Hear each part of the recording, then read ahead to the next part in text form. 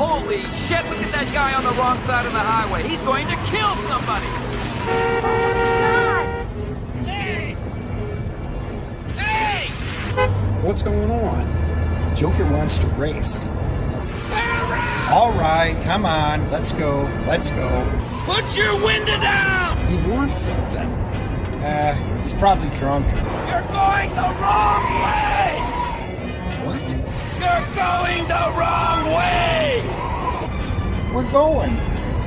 Yeah, how did he know? Thank you. You're going in the wrong direction! You're going to kill somebody!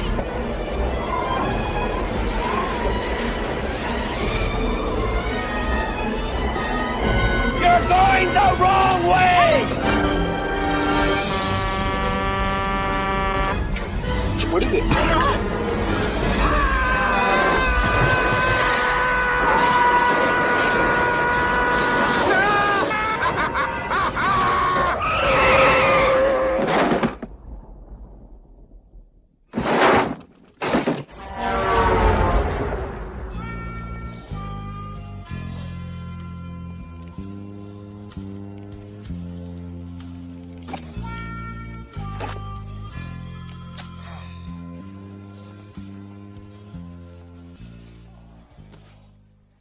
We're going to be using aliases our next job to relate to each other by your Christian names.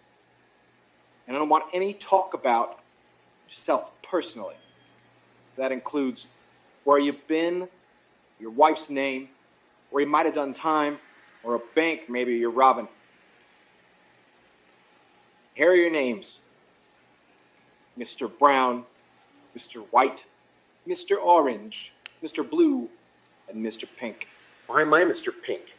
Because you're a faggot, all right?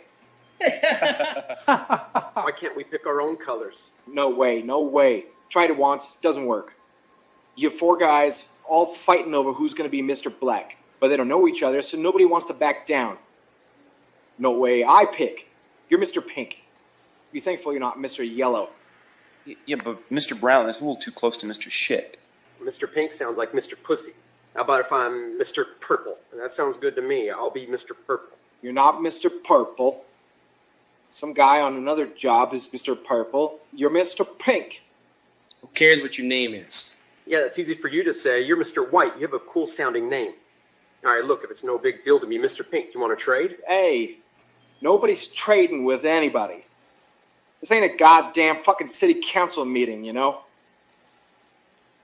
Now listen up, Mr. Pink. There's 2 ways you can go on this job. My way or the highway. Now what's it gonna be, Mr. Pink? Jesus Christ, Dennis. Fucking forget about it. It's beneath me, you know? I'm Mr. Pink. Let's move on. I'll move on when I feel like it. Come on. Let's go, Captain Lindfors. Try again. Hey, everybody. Is there a window open? I feel a draft. Ah. Wanted a kiss and call your mother. Oh. That was a good one. Hey, prehistoric forest.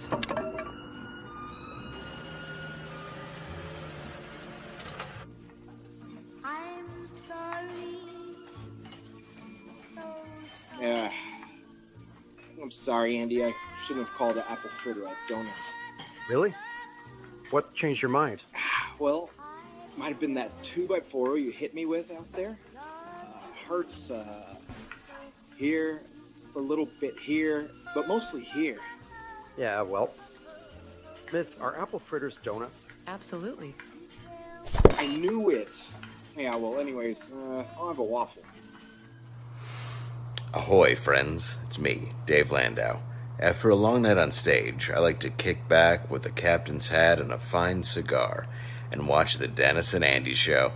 These guys are huge nerds, but they're the kind that you actually want to hang out with. Enjoy them. I do.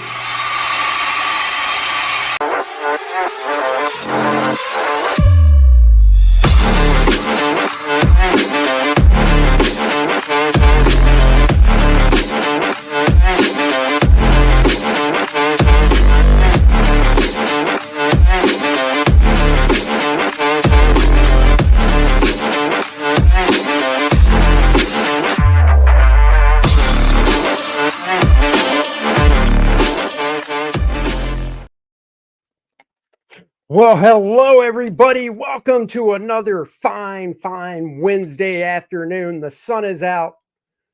The guns are out. Whoa, you know what I mean. Dennis is wearing a sleeveless shirt as always. That's what I mean. He's rocking the two little Derringer guns on his arms, and I've got the huge 9mm Glocks hanging down on mine. Don't worry, buddy. One day you can upgrade. I've never heard 9mm called huge before, but hey, whatever trips your boat, whatever gets you out of bed in the morning to get to the gym. You get me out of the bed in the morning to get to the gym. It's that fierce competition we have for Mr. All Natural. When we're both rocking 6-packs next year, we'll see who wins. Yeah. I'm just saying. Yep. Then I can pull out my 50 caliber Derringers. So you guys might be wondering, what is going on? This is a Wednesday show. Why aren't they at Andy's studio? Why aren't they sitting side by side with each other's hand on each other's knee out of screenshot? Well, I'll tell you why. Because Dennis is jamming so much in these last couple days before his 226th vacation for the year that he leaves for 5 a.m. Friday morning that he's like, oh, I'm not going to be able to make it over today. Boo hoo hoo. First world problems. Think about the people in the west of North Carolina, Tennessee, the people in Florida, while you're sunning yourself on the deck of the cruise ship, Dennis. You think about those people. Think about what you've done, Hurricane Dennis. Yeah, I will be on the opposite end of that hurricane. Boy, this really does suck, though. Man, everything's still going on here in North Carolina. All those folk still having problems, and now we got another one coming down, barreling right down on Florida.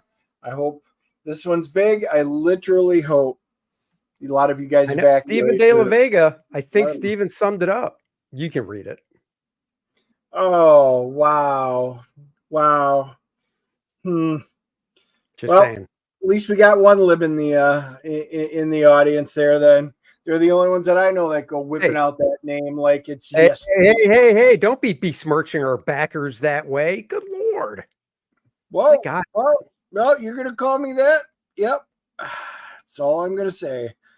Yeah, it is headed. Paul's right. It's headed for Tampa. Oh, I know. It is. And Rob Hunter, our buddy Rob Hunter, who lives in the county where the mayor of Pinellas County said, if you don't evacuate, you could possibly die, is not evacuating. So prayers and thoughts out to Rob. I know other friends of mine down there did evacuate. I hope he's making the right choice. And everything's okay. Everything's okay with everybody. I mean, my brother-in-law is right in the path. Sister-in-law has a house down there. My other sister, don't even want to think about it. One of the bigger and brighter things. I did not know Rob wasn't going to evacuate. So, Rob, bunker up, buddy. I know you've got a really nice shelter. So, praying for you, man. Yeah, but the problem with the shelter is it's below ground. Oh, I know. Water. I know.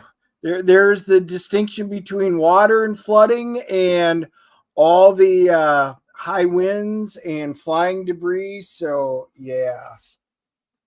All right. Well, let's get into some fun stuff. No guests today. We thought for this last show before Dennis's 285th vacation of the year, we would just talk a couple news items. If you saw the thumbnail, you know what they are. And but first, we have to start a little fantasy football talk. Oh, how the mighty have fallen from number one. Go ahead and share the screen. Pull it up, or don't make me do it. I know you don't want to because you're ashamed of yourself. I'm not ashamed. You're ashamed. It was one of those weeks. What is there to be ashamed about? Poor Bart Sears beat me like a redheaded stepchild. That's all I'm going to say. My guys did not come through again. Patrick Mahomes is worthless. He is worthless this season. Another whopping 6 points. Bart Sears beat me, knocked me down. So, yep, I am down to fourth place now, and you can see it up there.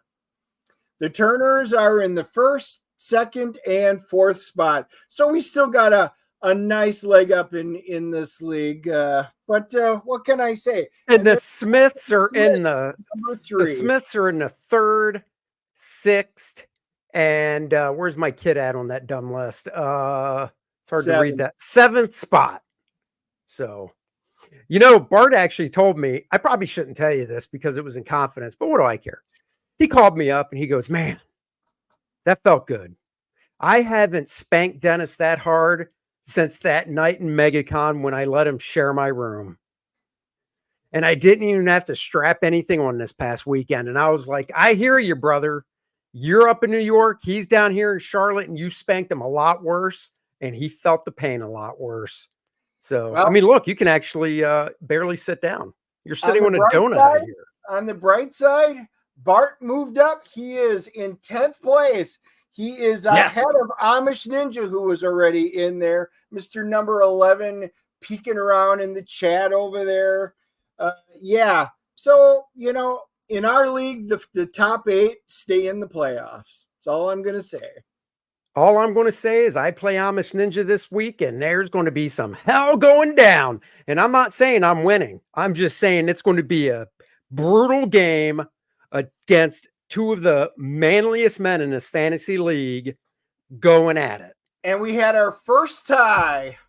1 and 2 tied. Oh, my God. Things might have been shaken up a little more.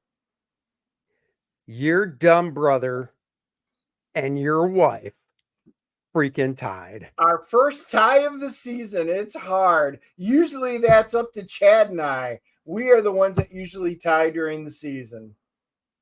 Randy Howell for $5. Thank you very much. Hit that share button and share some DNA with the world. Exactly. I mean, we do our best to spread our DNA when we're out and about. I mean, when Dennis's 296th vacation he's leaving on, he's going to do his best over on the west side of the country doing, spreading his DNA. Well, it's actually not even going to be in the west side of the country because it's out in the ocean. We're going to be out there, so it'll just float away. Little Dennis's will start popping up overseas. It'll hit Manila and Korea and Japan, Okinawa. Yeah, little Dennis is popping up everywhere. That's right. So who do you play this week? Who am I playing this week? I don't know. I'd have to. I am playing Amish Ninja, as I said. I thought you already told me who you were playing. That's why I asked earlier when we talked. Oh, I'm playing Helen. Oh, my wife is going to treat you like the little bitch she's going to set her lineup and go, call me an Oompa Loompa, Willie. Okay. You're going down, Turner. That's what she's saying. Yep. Or I'm going to knock her down another peg and she'll be under 5 feet. Oh, damn. You can tell her I said that too. I'll just do the replay. Let me see. Timestamp 13 minutes, 50 seconds. Hey, since Patrick Mahomes is sucking for you, even though they're 5-0, that's weird. Refs do help. My question to you is, they have a bye this week anyhow. So who is your backup? Oh, I've got Goff. I've already put him in the starting spot, which chances are I probably would start him anyway because, man, Mahomes, they keep winning, but they keep winning without Mahomes doing crap. So Helen lost by a field goal. And just like your quarterback not doing anything, her quarterbacks let her down every week, and that is Josh Allen. Every week. Oh, yeah, another one. Josh Allen, my kicker. They scored 4 touchdowns, and he got me 1 point. I was like, that's not possible. Oh, I guess when you miss field goals, it is possible. So it's just one of those things. But, enough football talk. This is Wednesday. You guys are tuning in on Wednesday, the big W for what? We're talking comics. And guys, we're bringing back a little segment that we haven't done in forever. And we're bringing it back because generally when Dennis comes over here is when we do it off the air. And it's called, What Did the Boys Get from the Comic Shop? because as you guys know, every week we go. Randy Howell says 77 Days to Christmas, Kor-Drath, the Christmas Miracle Children's book. That's right, guys. They're in the house. Right here, the adult version, You'll Bleed, the kid version, I Love to Read, and of course, the activity book, black and white story with the lettering. Of course, you can read it with extra pages of activities for the kids. So you can go get it now and it'll ship tomorrow. All right, so we're doing What Did the Boys Get? I have no idea what Dennis got. Dennis doesn't know what I got. I have a feeling we have a couple overlaps. No feelings will be hurt. This is a safe space. This is a safe. No feelings will be hurt. Dennis's team is 3-2, the Green Bay Packers. My team, the Cowboys, are 3-2, and our good buddy Joe Bernardo, the Niners, are 2-3. Okay, so feelings could have got hurt there, but I don't see him yet, so he's probably Joe has not popped in yet, so we will save that for when he gets in. Okay, so let's do this before you show anything and before I show anything, because I know you're going to outnumber me. I got 4 books. How many did you get? So basically, I'll have 4 rounds. So you need to make it so you have 4 rounds, which means you'll double up. I got 7 books. Okay, so that'll work. You can double up for a few. So why don't you go first, Mr. 7? Yeah, I will. Hold on. I'm going to bring you to the big side here. Hold on. Oh, yeah. Oh, yeah. Oh, yeah. Space Ghost. Now, these that I'll do, I've already got quick flips up. So if you guys really want to check out the interiors and stuff, you can, since you've all subscribed to my channel, you can go through them and you can check out the interiors. But man, do I love that cover. Oh, look at that. Is that your boy? Is that painted by your boy? This is not a Perillo cover. Oh. No, but that is awesome. I mean, Space Ghost. That is the classic Space Ghost right there. Man, I got to be honest. I gave up on it after issue 3, not because of the story, but Jonathan Lau is the artist. He's a good artist, so this is not a knock on his ability. I just don't think he's right for this book. I think, what's that? I like it. Okay. And that's fine. I'm not saying Space Ghost needs to look like the cartoon, like Alex Toth. I will say I got spoiled by the Steve Rude Space Ghost one-shot in the 80s because Steve Rude is a huge Alex Toth guy. So, of course, he drew it in that Alex Toth cartoon style.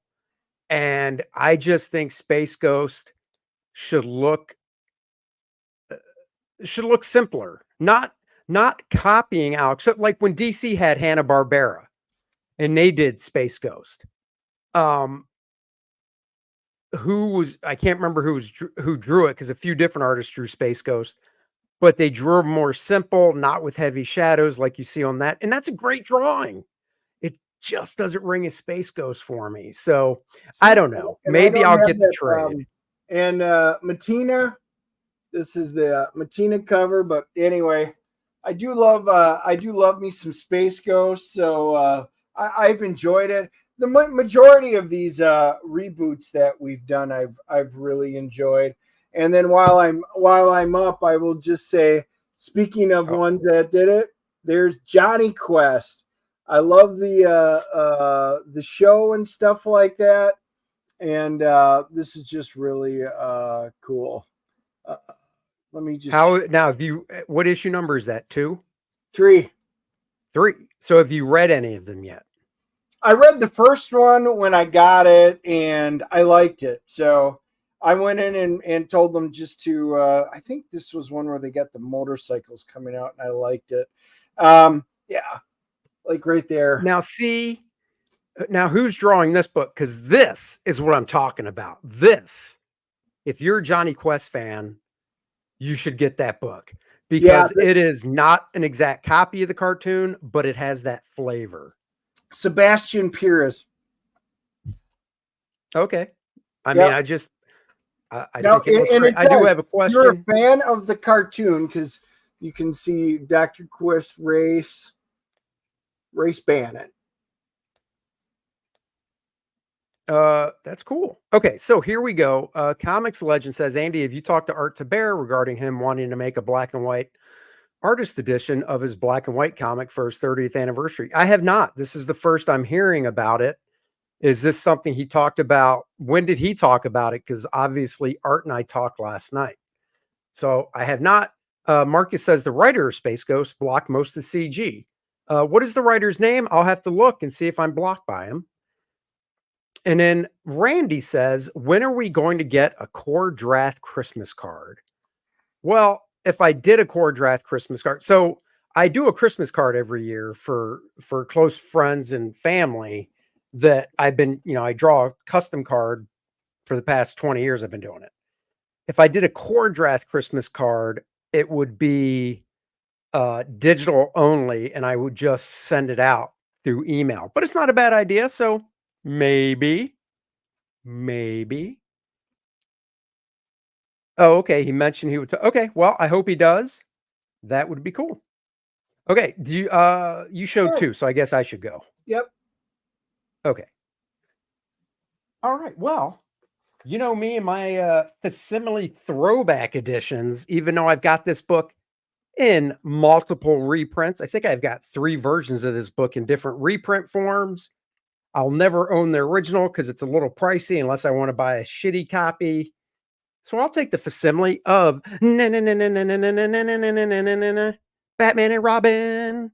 Is this a dupe? Did you get this, Dennis? Nope. I feel like kicking you right out of here. There's a foil cover and everything. And it's Neil Adams. Didn't even see it. You bastard. I flipped through this. God, I love these facsimile editions. Like I said, I've got the trade paperback. I've got a black and white trade paperback featuring it. But man, the only thing this comic is missing, Dennis, let me tell you, is the smell. It's almost there, though, because this is more of a newsprinty type paper. So, I did get that number 27, Detective 27, where it was the oversized reprint, but it had the aged pages and the aged inside cover. That actually was cool. I really enjoyed that one. So I did the quick flip of that one too. I really liked it. Somebody just commented on that video and was like, "Oh my God, kicking myself for not getting it now." Agent Cub says, "What issue is this Batman?" It is Batman 237, Night of the Reaper. This is the one where, let me just go back to the big screen for myself. This is the one where he drew friends in the parade, the Halloween parade right there. Those are 4 real people. Marcus, you're the man that knows everything. I don't remember. I think Bernie Wrightston is one of them. Denny O'Neil, maybe. And then the 2 others, you probably know, Marcus, so you tell me. Stippling Vaughn going to do a new paper sniff as if it were a line. Like this? Yeah, he is. Oh, except I won't get a razor blade near it because I cut the paper and it wouldn't be mint condition. Damn it. I was going to. Oh, so Dennis, you know what Graham's doing for his the campaign launching next week? Escape Monster Island. Nope. I had to point out to him, yeah, we thought about it, but we ended up not doing it. He's doing a distress cover. Ah, he is. Nice.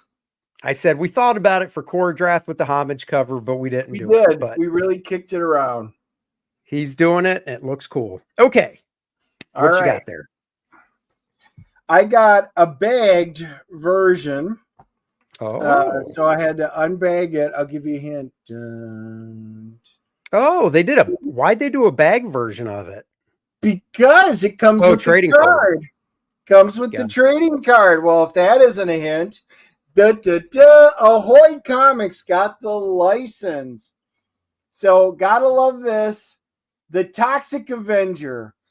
Oh man, from the awesome town of Tromaville, New Jersey, comes the Toxic Avenger.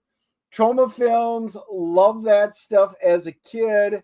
So they came out with this one. Melvin. Real quick, Marcus says he thinks Len Wein is one of the guys drawn into the book, the Batman. I think you're right, Marcus. I believe you're right, but I'm pretty sure Bernie is. Anyhow, so Toxic Avenger, I like this dude's artwork. I'll probably get the trade, to be honest, because it is only $5. It's not a monthly. The answer is yes. It was great B movie. Hola, Jimmy Reyes. Hey, Jimmy. But and so this guy's art reminds me of like Doug Mahnke and Simon Bisley. It's cool. It is. It is. I liked it. I thought it was very cool.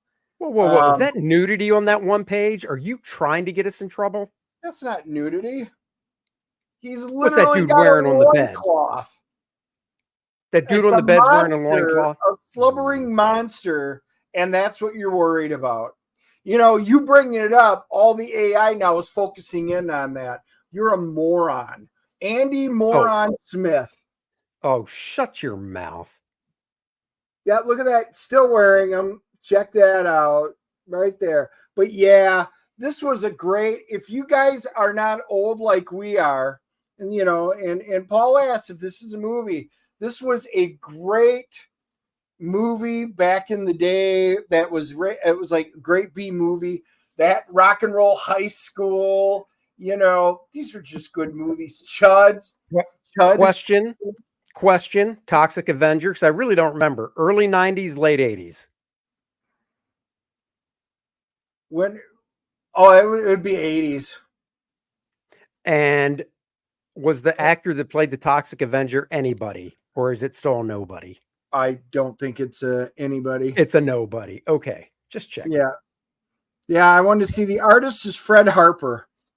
Yeah, it's very nice. It's a mix of like Simon Bisley and Doug Mahnke vibes. It's cool looking stuff. It is.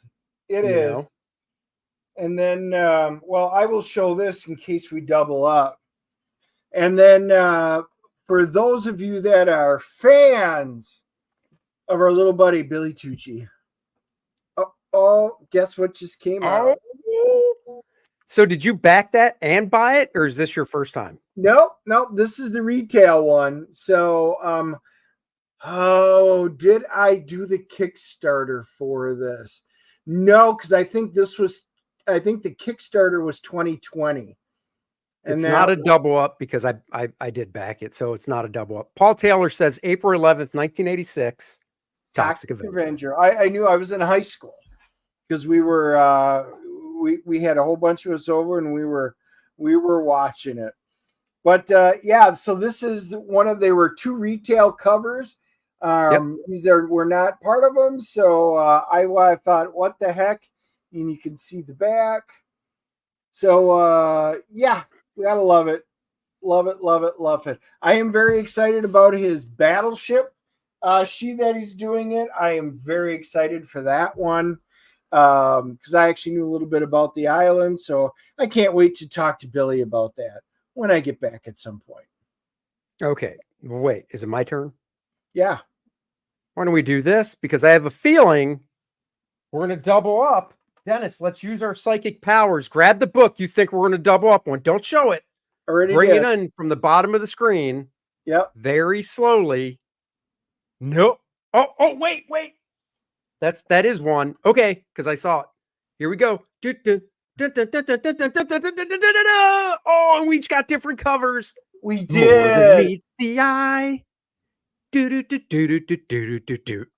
am totally, you guys know it. I am digging this series, but check that out. You show it. I got myself big screen, so I'll pull that over. Show it. Since you got it. You mean this? Omega Supreme. Oh my God. I didn't even know he was in this one. That was so cool. Dude, here's the cool thing about this issue. So this is issue 13. Daniel Warren Johnson has written every issue.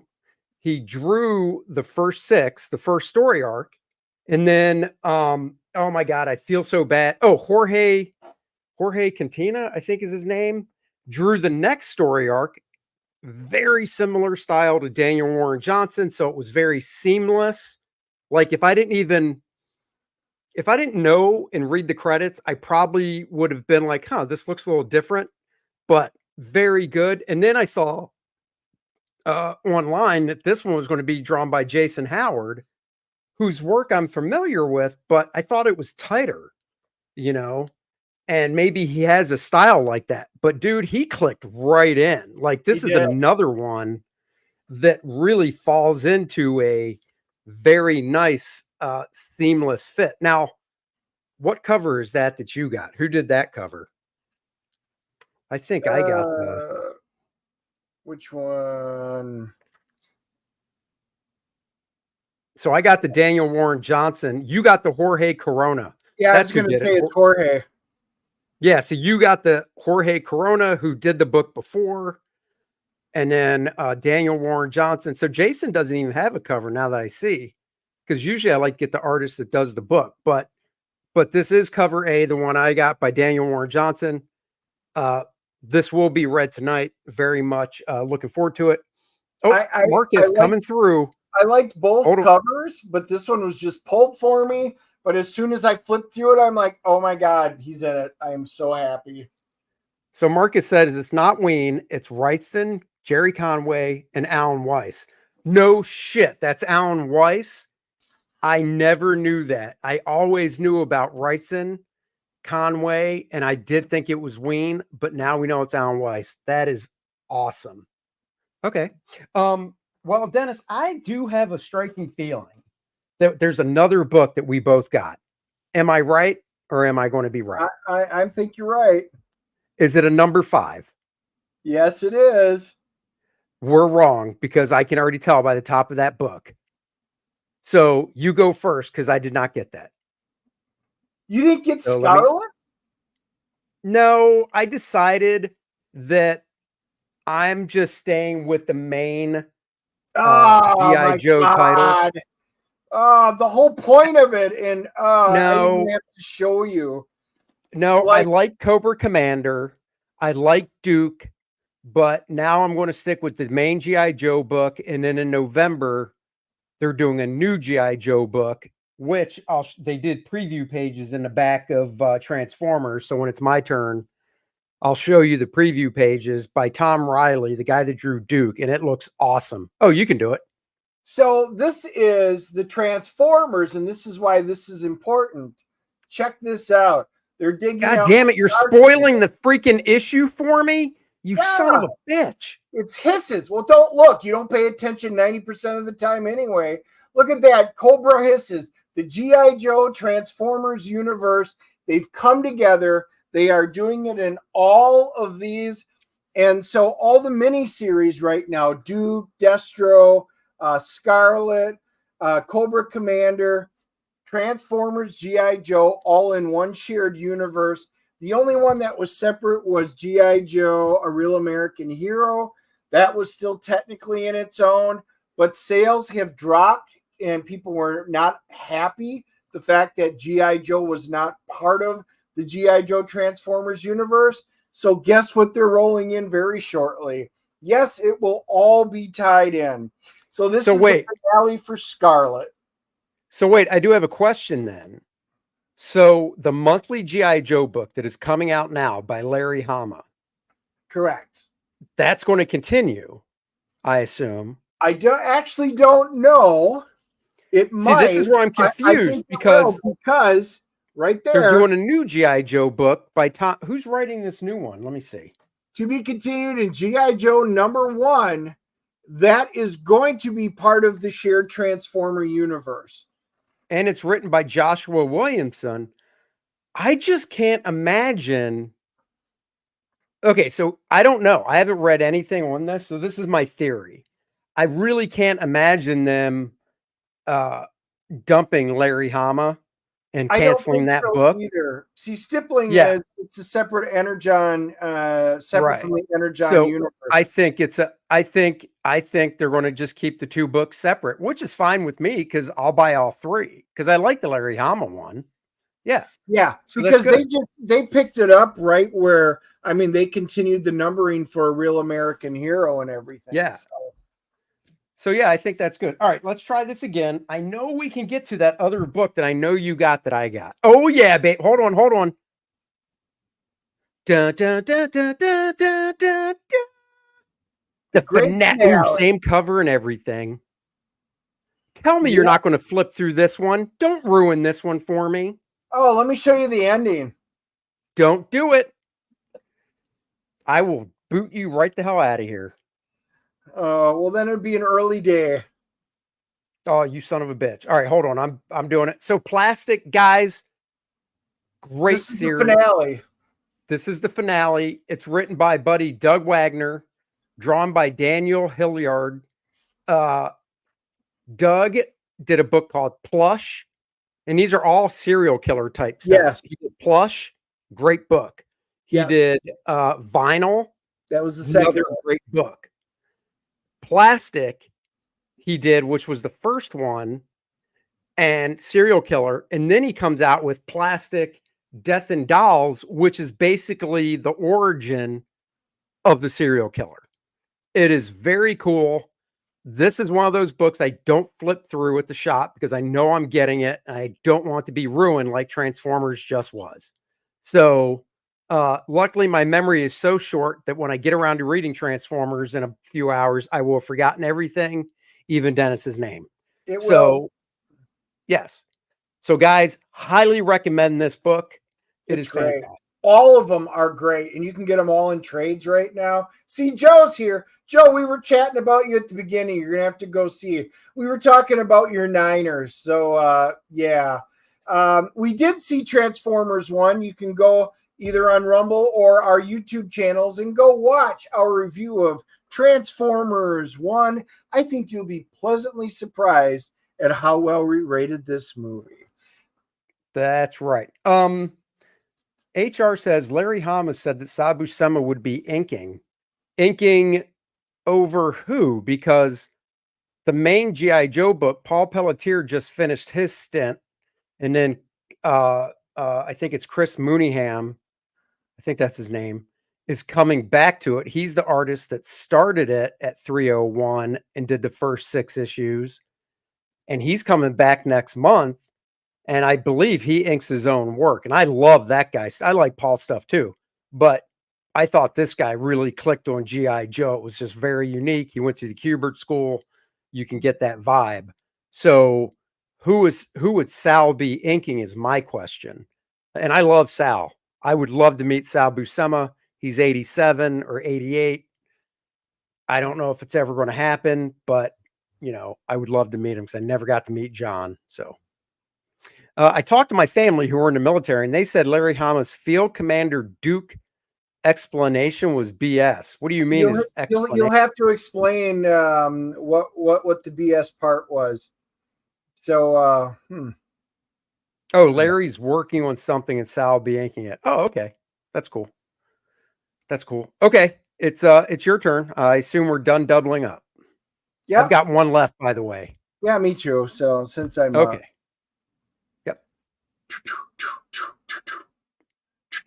Oh, you did get Terminator #1. I did. Now you can open that. I definitely no. I'm just going to open it up to the last page so that you can. I didn't even get it. I just want to see what the art looks like. So this one is a little bit different. I'm always curious to what they're going to do. You know how they always started out. So Skynet's not going to give up so easy. You can just see the splash page. Yep. And he's not going to give up so easy. I already got this one up on my quick flips if you really want to take a look at the art. But so they wound up sending back Terminators across the globe to different parts of the world. Oh. So Terminator to me is hit or miss. Some of this stuff is really cool, standalone. Other stuff, it ties into movies.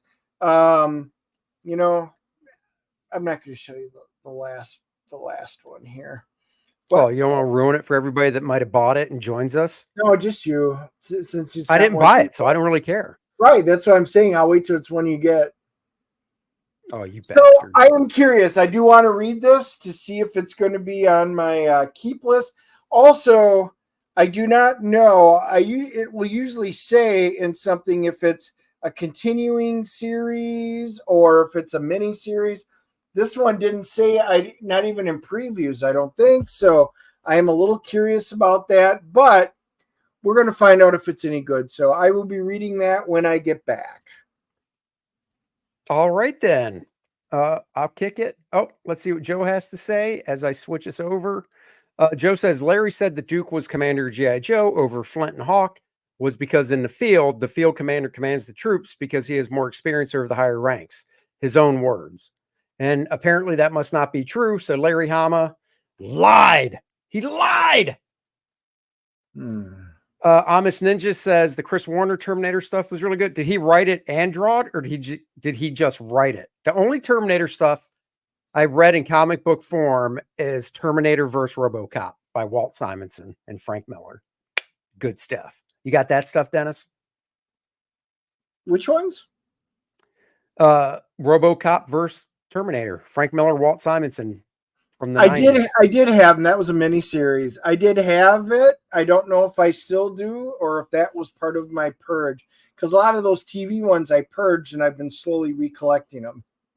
Paul wants to know, am I going to do the solo show, Andy, or can I not live without Dennis? Are you kidding me? Dennis already said he's going to freaking stream in from wherever the hell he's at in Hawaii on the ship next week. He'll be here. Yep. Oh, I see where the dedication lies to our fans that are here every week. You know what it'll be? It'll be, Andy on one screen, and then the little figures, the little Dennis and the little Andy, little Dennis will be there, and he'll be like, hey, this is Dennis. And you can see Andy's lips moving. So, yeah, maybe I will be there if he brings it in. Maybe I'll let you borrow it. Oh, thanks. I'm talking early. No, I know you're talking about the early stuff. I just didn't know if Chris wrote it and drew it or drew it. I have no idea. So do your research, Amish Ninja. Let me know. You've got Google, and I'll pull up the last book I got that I know for a fact Dennis didn't. Grace Jones I don't think it'll be a surprise. Terminator. Yes. In her prime, she would have been perfect. Dude, what does that woman even look like now? She wasn't anything to look at back then. Now she's got to be like a walking skeleton. I mean, come on. Okay, so here we go. I did it. Oh, I did it. Oh, yeah, I did it. Oh, Jesus. Oh, I did. This is the only one I'm getting. I'm not getting Superman. I'm not getting Wonder Woman. I got this because I am so curious about the story. And from the preview pages I saw, I do like Nick, I want to pronounce it, Dragota's artwork. I do like his art. Now, is the cover kind of whack out of proportion? Yes. But I'm actually curious. I didn't flip through it or anything. It's only the stuff I saw online. I'm really curious if he's drawn like this inside the book when he's not wearing the costume. And I am. I'm curious. So I bought it. I solemnly vow, swear, whatever you want to say, that when Dennis is back, he will read mine and we will review it. Isn't that right, big guy? Yeah, hang on. Well, I just found it. Britain's oldest person, Grace Jones, dies at the age of 112. There you go, guys. Grace Jones aged really quickly. From Thunderdome to the graveyard. Just like that, there is Grace Jones. Oh, my God. And she went the Michael Jackson route. She whitened up. Looks like he wrote and penciled John Acuti Inks. Well, there you go. I'm going to have to check it out. If it's around the same time that Chris Warner drew that fantastic book, The American, which I'm looking at my trade paperback of, I like that style of Mr. Jones. So I will, or Warner. So I will, I'll buy it. Are these recent? This is Grace Jones at the age of 74. Oh, she's holding up about as well as Lita Ford. Yeah. Can't argue with Lita Ford. So you know what? What can you say at 74? Good on her. That's right. Good on her. Stephen De La Vega says, you boneheads didn't get Geiger. Now, I got the first Geiger stuff when it came out, and I was like, yeah, it's cool. I got the run, but the whole Geiger universe, the Rook, and all those different ones, I started in on them. I got Ghost, I got Rook. Well, that's not a shared universe. That's all part of the Geiger universe. No, it's not. Yes, it is. I thought all those books were separate. It's all part of Ghost. Yeah, it's all really? part of that universe. Yes. That's why I was getting it. And it was cool. I enjoyed it, but it wore thin. So I did give up on it. Yeah, I did after the first, what was it, 12 issues probably? Nope, So I don't have Rook one either. bonehead here, and that's Andy. Just saying, Steven. That is so not, well, maybe it is true. I don't know. What was that? Did I just get a, hold on. I don't care. Yeah, she did actually. Good. Wait, is this it? Yeah, this is her. This is let's see. Hold on. Here we go. I usually make fun of her, but Lizzo's doing it. She's losing weight, guys. I don't know if it's working out and diet plus Ozempic, or maybe it's just working out and diet, but good for her. And I actually heard that some of her fans are giving her shit because she's losing weight. And you know what I say to those fans? F you, go take a hike off a very tall building, because this is more healthy for her. So good for her.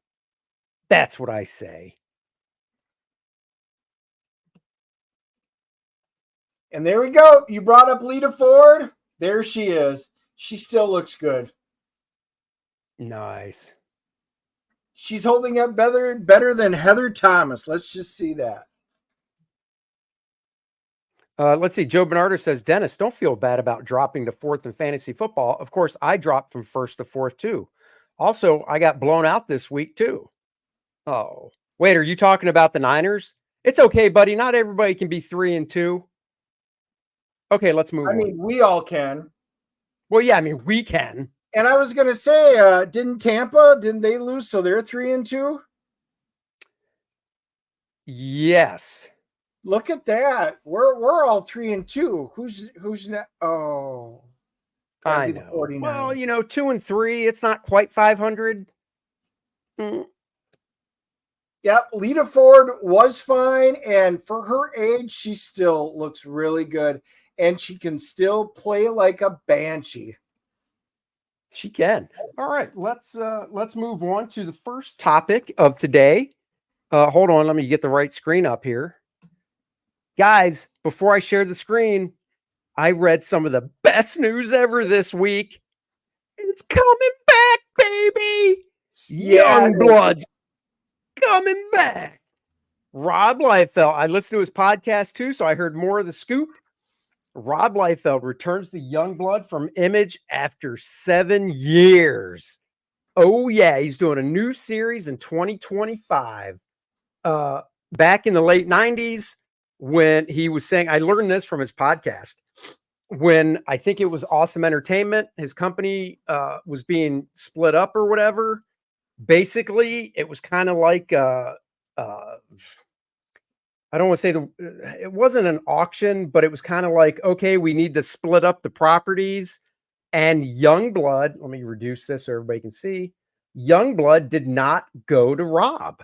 He got, among other things, he got Evangeline, which is now going to be made into a movie. So, good for him. That's cool. Yeah, good on that. I liked Evangeline too.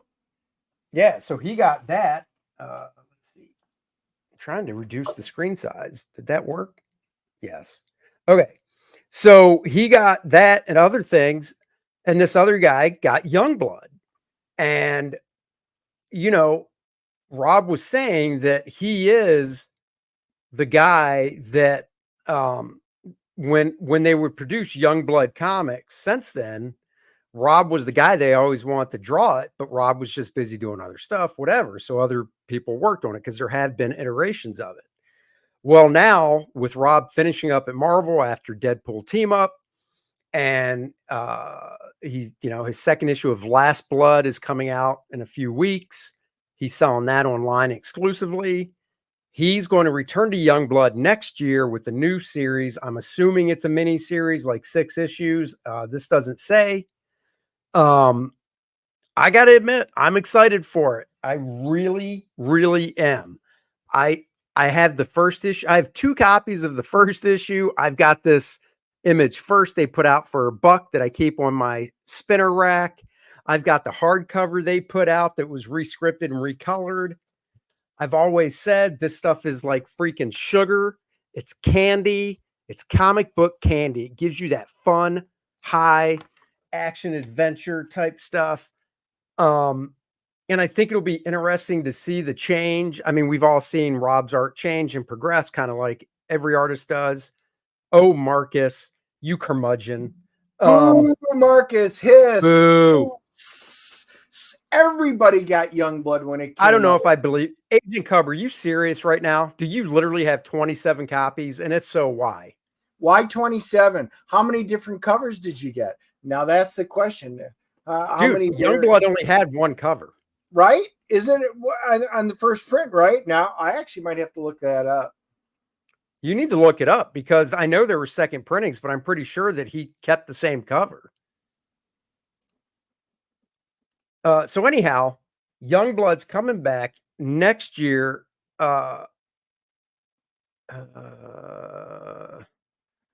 Let's see. Image Comics will also publish a Youngblood Vault edition. Now that's basically an artist edition, but IDW literally has the TM trademark, I believe, on an artist edition, so nobody can use it. So they're calling it a Vault edition. It's their version of Scott Dunbier's artist editions. There you go. It's going to be high-res scans of the original art from the first Youngblood series. So I'm assuming that means, hell, is that all 10 issues? Because it was 10 issues. So I don't know, but I'll be there to buy that.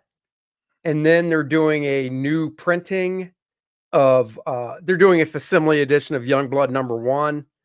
I'm a sucker, even though I got 2 issues of it and I got that $1 one I just showed you, I will pick up the facsimile edition. So for and then there's #1, this. they got the classic cover, the one that we all have. They did a second printing cover. So, and that's the one that'll have the gold variant. Then they did, which is the one you showed, which was Image First. They reprinted it in Image First. And then there is one called Chapel in Character box cover. Oh, okay. Yeah. Well, there you go. Agent Cub says, I buy them when I see them in the dollar bin. The issue was very inspiring to me and made me want to create comics. There are certain books. Now, I don't have 27 of any one book, but Youngblood, like I said, I've got 2 copies. I've got 2 or 3 copies of X-Force #1. 1 copy is obviously unbagged. The other ones are still bagged. I've got a couple Justice League Europe #1s because of my buddy Bart drawing that. But there's nothing I have like that many multiple copies of a book. So, but I do have multiples of specific books. I used to have 20 copies of Spawn #1. And I don't know, it was so cool when it came out. I just loved it. I bought them up. But due to spacing, I got rid of it. So I probably have 1, 2, 3 left, maybe. I don't know. I'd have to look. Amish Ninja says, isn't Youngblood Rob's version and possible continuation of New Mutants? Good question. I thought it was X-Force, if anything. Right. Well, and it was, I think it was kind of his version of X-Force. And Travis Parrott for $5. Oh, sorry, Dennis. DNA, did you get the reprint of Ollie and Soup's Treasury? Oh, you damn right. I know Dennis you got the foil, didn't you? I got the foil, and guys, I did. Again, obviously, Travis, you don't go looking at my videos because I did a full side-by-side with the original and the new foil edition facsimile. So go check it out. You can see them side by side. I take them through the panels and stuff and show them to you. That is right. I see that, Paul. Foiled again. If I'm going to get facsimiles, I'm going to get the foil edition. And I got the regular edition, not foil, and I also have the original, of course, and then I also got the smaller hardcover that came out, I think around 2010 or 11, that was recolored, and it's on glossy paper and it has some extras in the back. I like that version, but I love the original and I love the facsimile just because it wasn't recolored. And don't get me wrong, I thought the recoloring was good on the hardcover, but that is one that if they were to put it out as just a regular comic book size, I'd buy that as well.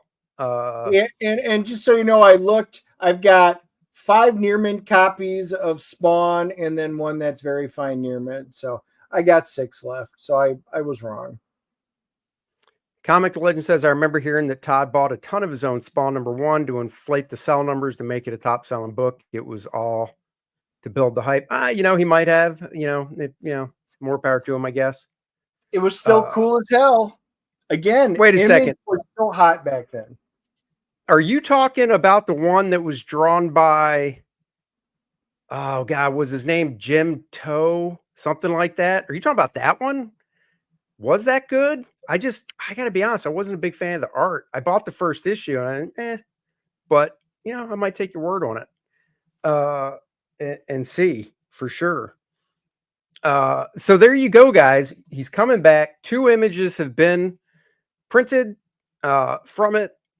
I do like, there's really no way for me to make this screen smaller. I was just going to hold up the cover to Youngblood 1 so you can see the difference in his drawing style and stuff.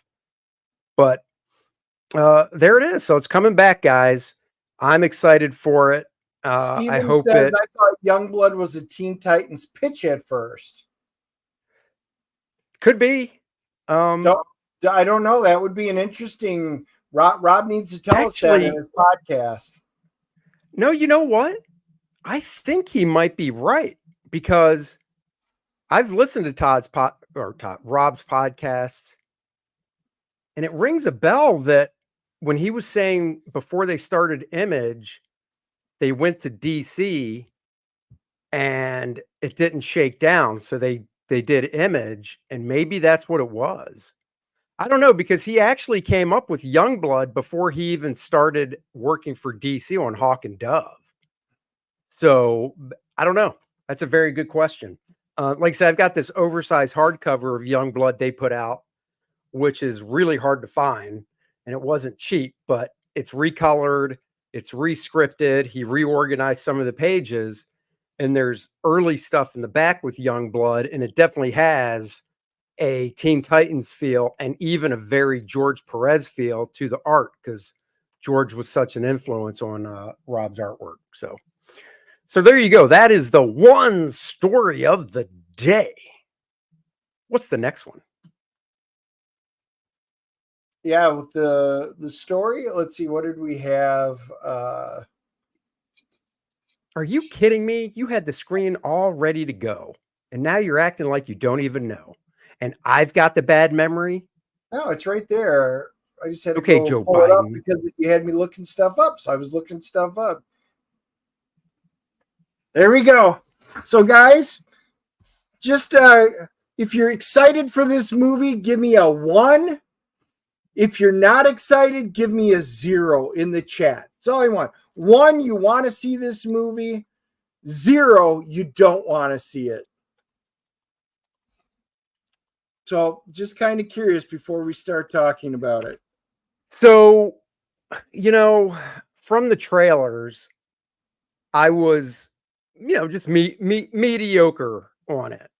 And part of the reason for me, even before reading this, because there's a link that we could click, and I did. And I generally don't do this, but I did click the link where the guy literally takes you through the whole movie. So big time spoilers. And it did not do anything for me.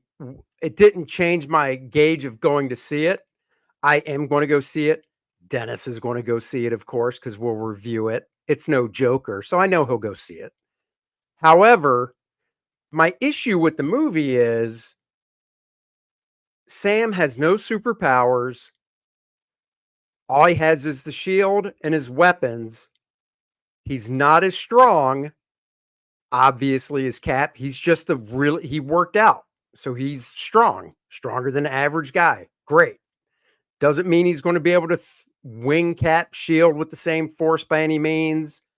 Technically, with the shield bouncing back and coming back to him, depending on the force of it coming back, it could freaking rip his arm out of its socket.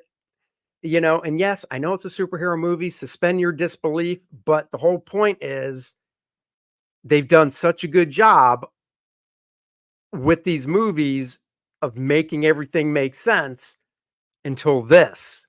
Yes. And if you don't want spoilers, as much as I hate to say stop listening, because he does go up against Harrison Ford's Red Hulk in the movie in a fight. And the fight takes like maybe 5 minutes. I'm going to describe the fight to you without even having read the script.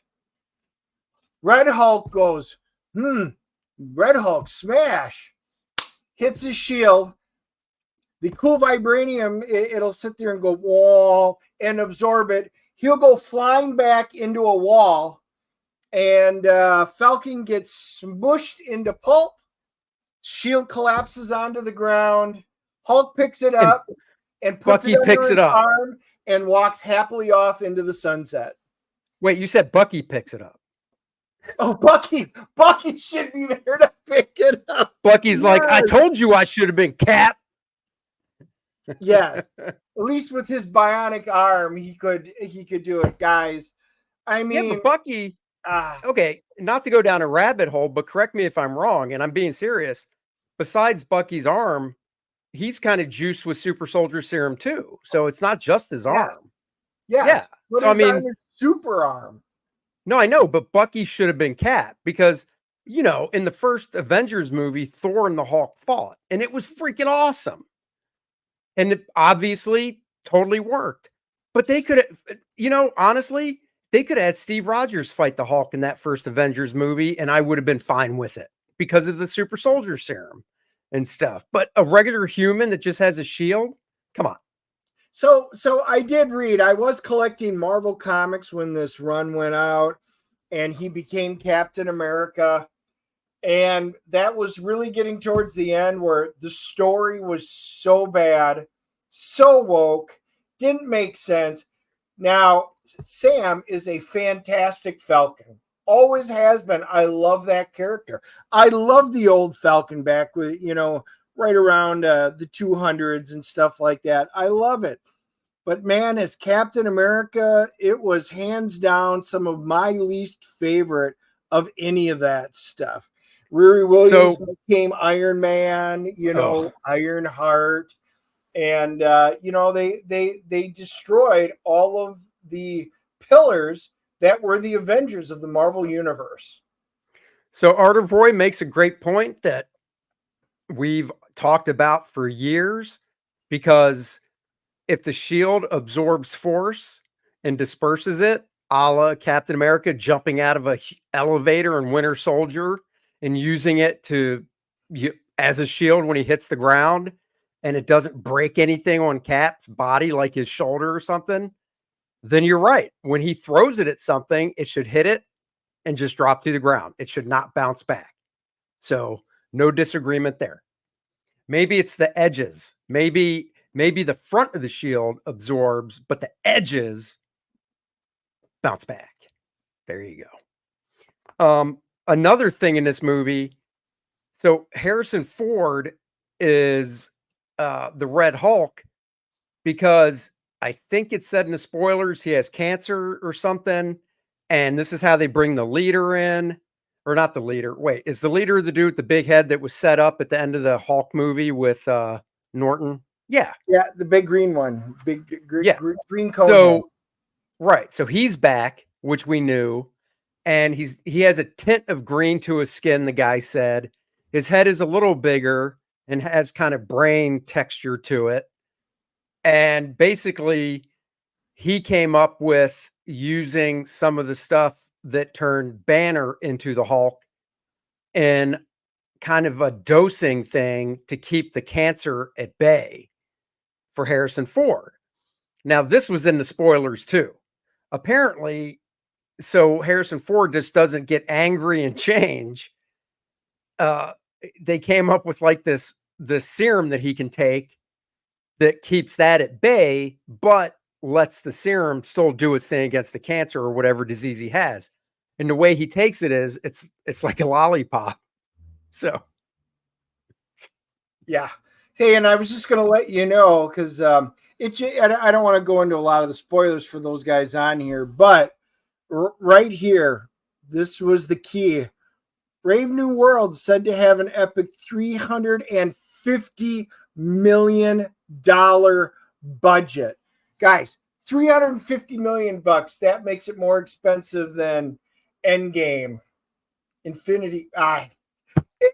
Of all things you're going to spend that on, if you're going to spend that kind of money, it's a Guardians of the Galaxy, not a full cap. And then he even went into the after credit scenes, which I honestly don't recall. That's how underwhelming they were when I read it a couple days ago. And I wouldn't say it just spoiler wise, but the after credit scenes are just underwhelming. You know, you don't really know what they're kind of leading to, because unlike the first stuff going up to Endgame, none of this has really been planned that well. No. You know, and they touch on things in the movie, in the spoiler stuff. If you go to this link, if you care enough and click to read the spoilers, you know, there's things they touch on in the movie that they never come back to. And it's just, yeah. So I mean, there you go. Red Hulk versus Green Hulk versus Rainbow Hulk. All I could think of is Captain Planet, you know, and having all the colors unite, all the Hulks. Oh, it's killing me. Dennis, I don't even know. Did you click on that to read the spoilers or no? No, I do not want to. I did not. You're going to make me probably go see this. I'm not going to make you. You're going to see it. As much as look, I didn't go see Joker, and you told me I had to go see that. Joker wasn't even Joker was so far off base in regards to DC, it could have just been called something else. This at least is tied in with characters we've seen that they've handled well, and I think as part of our weekly movie, it is our job to go see this. Well, Joe says, I also hear it was a one-off for Harrison Ford. Yes, I think it is, because this is going to be a crash and burn as much as Harrison Ford's actual flying ability. Oh, I went there. We have a smart chat. They'll understand that. Oh, I got it, you bastard. I think it's a one-off too, but I think that also goes to some of the spoiler stuff I read. Stephen, imitating Andy. Yeah, see the shitty movie, Dennis. See there exactly. Yeah, Dennis. Yeah. So one thing I do want to share as well, before we wrap it up here, a buddy of mine, Scott James, he's a teacher. So if I was wearing a hat, I would tip of the hat to him because he's a teacher. Just like Dennis's daughter's a teacher. Great. It's an important job, and more power to everybody that does that. So he can't come on when we do the show. His Juice Man issue 8 Hard Target is on, currently funding on Kickstarter. I bought the trade paperback when he launched issue 7. Issue 6. It was issue 7. When I bought issue 7, I got the tier that included the trade paperback of 1 through 6, and I also obviously got 7. I read it. It puts that fun back in fun superhero comics. It really is a fun story. If you like just really good adventure, not taken too seriously comics, you'll like Juice Man. I backed issue 8. In fact, here it says, here's my selection. I got Juice Man number 8, the Juicer 2-pack, which is I believe the book and the digital edition.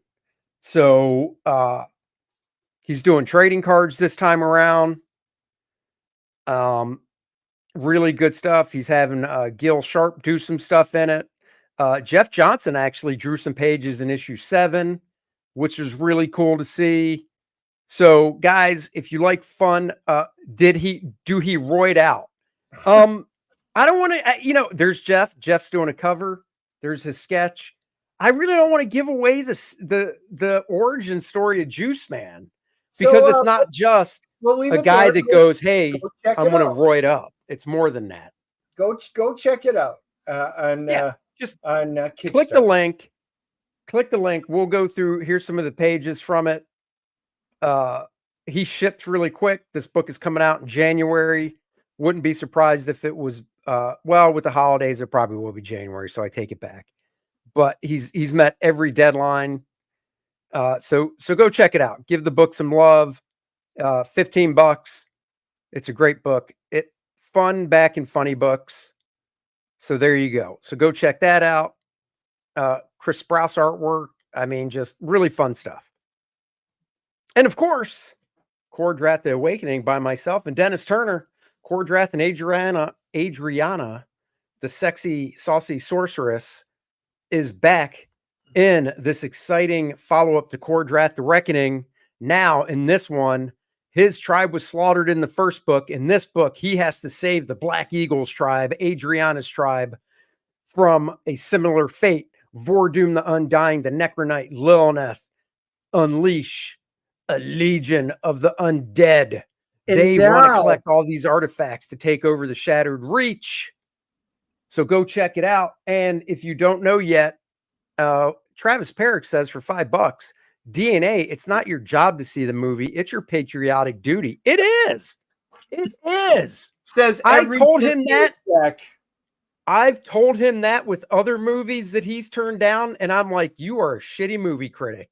So Paul, sexy, saucy sorceress. Hey, now we know. I was going to say Rini. We even asked her. Rini likes Adriana too. And there's the Rini cover because she really did enjoy Rini. Or that's Adriana. Right. So guys, Rini's cover, full color, colored by her colorist. Black and white version of the cover, virgin cover, no lettering or anything. Both these covers are included in the Kor-Drath, The Awakening collector box tier and the Kor-Drath volume 1 and 2 get it all tier. So if you've already backed it at those tier levels, you will be getting both of these books. If you just want the Rini cover and you already backed it, do me a favor, go back it at the, let's say you backed it with cover A, but you really want Rini's cover, go back cover A, add on Rini's cover, send me a DM or an email with your original backer number. And after you reback it, I will refund you for the first one. So you can still get it as an add-on because you can't obviously change it. So go do that.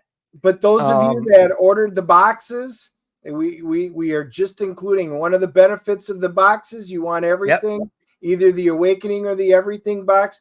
We're just including it to everybody. And if you're new and you're just getting on there, you can get the box, and those are going to be included with it at no extra charge. Wait, what is this? No go for me after the grape thing was revealed? Oh, are you talking about Joker? Yeah, I hear you. I'm not seeing it. I got, in fact, that movie rated lower than Madam Web, Dennis. Oh, did it? Yes. Oh, yeah. I have not even bothered to look because I don't care enough. Paul says, can you just refund and reorder? Yeah, if you have the ability to do that on your end. I just, this far into the campaign, I'm not really sure what the deal is. But yeah, I mean, however you want to do it. If you want Reenie's cover and if you have the ability to go to your dashboard and refund and then reback, knock your socks off, whatever works. We just want to get it out there for you guys. Of course, we've got the multiple covers I did. Well, I only did 2. I did the main cover, preview pages. And I did the homage cover. And we've got Bud Roots cover, which is also a t-shirt. So you can get that. And we've got the black and white Bud Root cover. And we've got the black and white edition of the whole book. Not an artist edition, regular size graphic novel, black and white, so you can read it as well. The new game module, Demise and Dracomort, totally new story. Don't even have to be into role-playing games because it's a great story to read. Or if you're into role-playing games, even better. A poster featuring Bud Root's art from the first book, featuring Lilith and Adriano on this one, colored by Dan Lawless. Get yourself a poster. And of course, stretch goal wise, got down too far. Stretch goal wise, we've got unlocked the first playable character card for this campaign, Vordoom the Undying, 7x10. And once we hit 60,000, every backer is also going to get a print of the art for the game module, featuring art by Bart Sears and Dan Lawless. So there you go, guys. And we're climbing $53,168, 738 backers. Go get on it and do it today. And like we said, Kor-Drath Christmas Miracle children's book is shipping. We've got the books in hand. You back it today. Book goes out tomorrow. We're tentatively doing a closeout, shutting the campaign down in 2 weeks. So in 2 weeks, this campaign's going bye-bye. So back it now so you can get it shipped to you today. First like Joker flick was half lunatics fantasy. So how do we know anything in Joker 2 is not a fantasy? You know what? It's that Dallas season all over. Bobby and Pam, she's just going to wake up. Bobby's in the shower. That's exactly what's going to happen. That's right. It's true. It's damn true. Let Adriana keep you warm with her t-shirt. Exactly. Yeah, I mean, I real quick, then we'll see if Dennis has anything to say before we go. I saw a video with the Joker breakdown review, and this guy went deep, and it's just this guy's thoughts. So the director, Todd Phillips, did not want to do a sequel. No, he didn't. Meant for it to be a one and done. But I don't know how you get pressured into a sequel unless it was in his contract. Because honestly, no, it isn't pressure. They were talking about it. So because it was a $50 million movie, it was something ridiculously small budget, and it made $1 billion. So when you got that kind of ROI, they're going to be like, okay, we want you to do a sequel.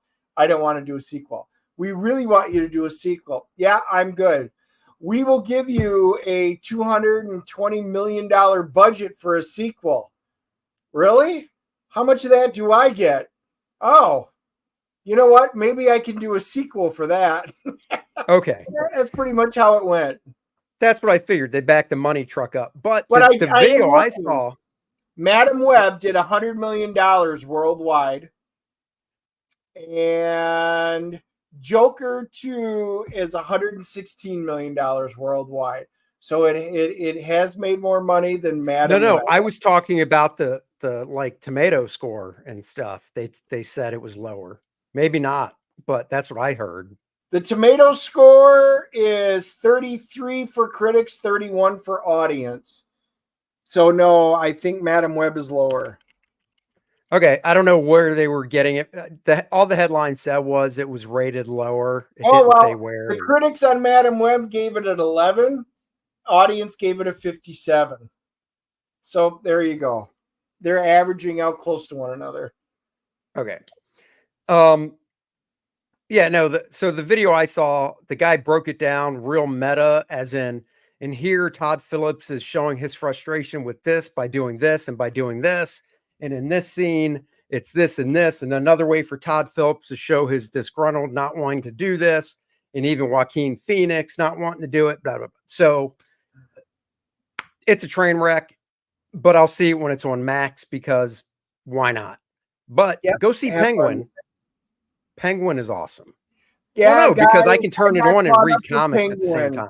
I haven't got my wife to watch Penguin, but you know what? I wasn't going to watch it, but it has so little to do with the Batman universe, and it's a mafia show, and it's really good. If you like the Sopranos kind of stuff, I think you're really going to enjoy this. It's solid. There you go. All right, guys. Tomorrow night, we are seeing the last movie before Dennis's vacay. We're going to see Saturday Night, the movie that is about the first episode of Saturday Night Live, all the behind the scenes stuff before the movie aired or before the first episode aired on TV. I think the trailer looks good. I'm looking forward to it. I think the cast looks good for the, playing Chevy Chase and Dan Aykroyd, Gilda Radner, so on and so forth. So we're going to see that tomorrow night. And then we'll drop it like it's hot for you guys on Friday. What's up, Zaid? And then next week, have no fear, you'll get a movie review. We pre-recorded one. I am not going to be around to see it. I really do want to see the Christopher Reeve, so I'll be curious if it'll come back because it's not going to be out long. I mean, it'll go to digital, but that's fine. We'll watch it that way. Yeah. So that's it. Next Wednesday, 3 o'clock, 4 o'clock, 5 o'clock rock. No, I'll figure out what time I'm doing it. We were 3:30 today since it's me. And I'm going to ask a buddy of mine who I'll keep quiet for now to come on the show next week. Hopefully it works out. And next week, Dennis will be on vacation. He'll come back all tanned up, most likely.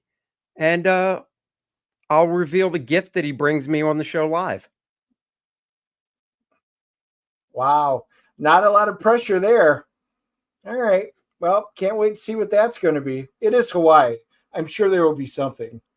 Hey, don't bring me back a lei. I can get that any day from you. Oh, I thought we were going to get a whole episode without you doing something. Oh, Dennis is going to bring me back a lei when I can get it any day. So, all right, everybody. I'm going to make a comment. Do you want me to bring back one of those foreign, out-of-country comics?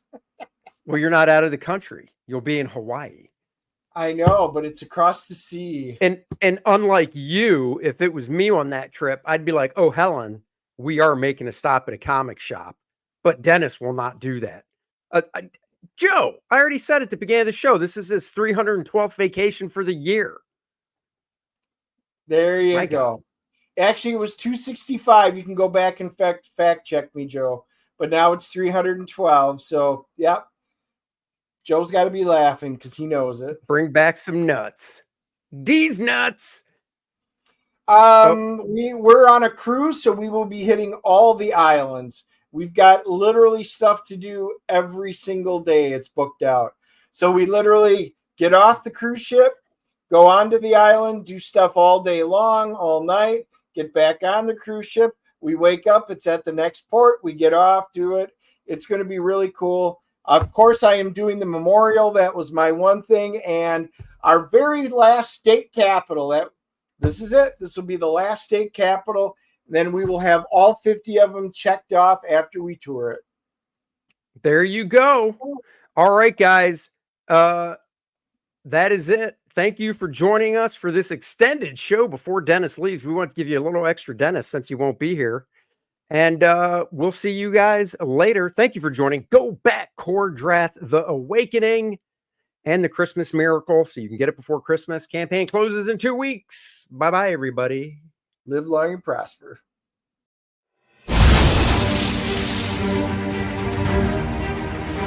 An ancient evil awakened to slaughter his family.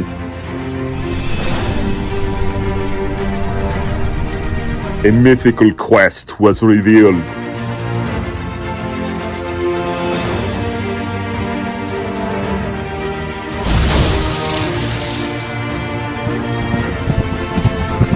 Treacherous perils await.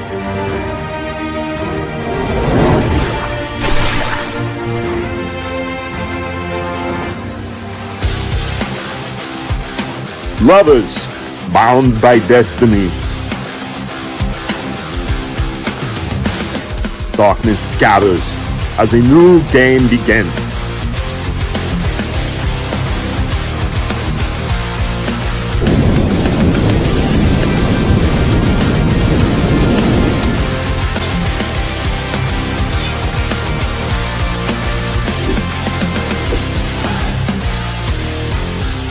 One man's rage will shape worlds.